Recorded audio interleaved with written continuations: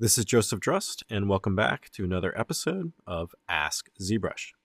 So we had a question involving what are the differences between the clip curve brush, the slice curve brush, and the trim curve brush inside of ZBrush. So to start off, I just have ZBrush loaded up, and I have the demo dog here loaded in. Now the question is related to these brushes here. So if I hold Control and Shift and come over here to where it says Select Rectangle and click, you're going to open up this menu here that's going to display all the brushes that you can apply to the Control and Shift hotkey. So right now it's set to select rectangle, and the question is related to the clip curve brush, the slice curve brush, and then the trim curve brush. So these are three different brushes you can actually replace your Control and Shift default brush to use when sculpting inside of ZBrush. So to start off, we're going to select the slice curve brush. So just make sure you have Control and Shift selected, and then just select Slice Curve. So the slice curve brush is going to allow you to come through and slice your model. And when you actually perform the slice, it's going to generate a new edge loop based on that actual curve.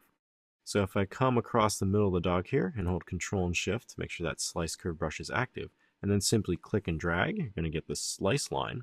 And then if I release, you're going to notice that it has now applied a new edge to my model and also a new polygroup. So it's sliced the model into two sections here.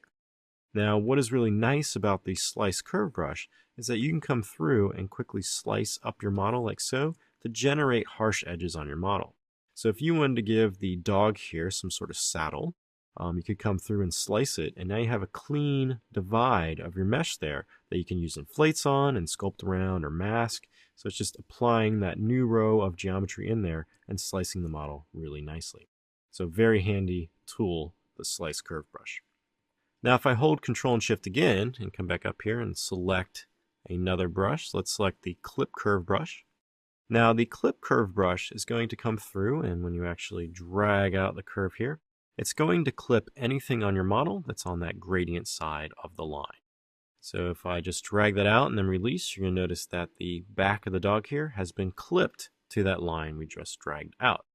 Now if I rotate this model, you're going to notice that the geometry that made up the rest of the dog there has actually been smushed to that line there. So it's taken everything on that gradient side and smashed it into the rest of the model.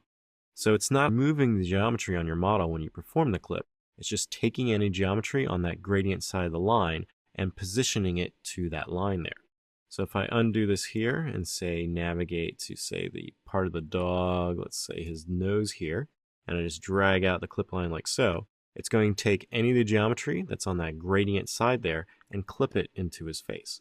Because as you can see, if I rotate, his nostril geometry or the nostril topology still exists on the mesh. It just has been repositioned or flattened to that line area.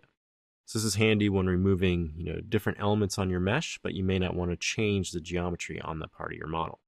So that is the clip curve brush. Now we have one more option, and that is the trim curve. So I'm going to go hold Control and Shift and go back to this menu here, and now select trim curve.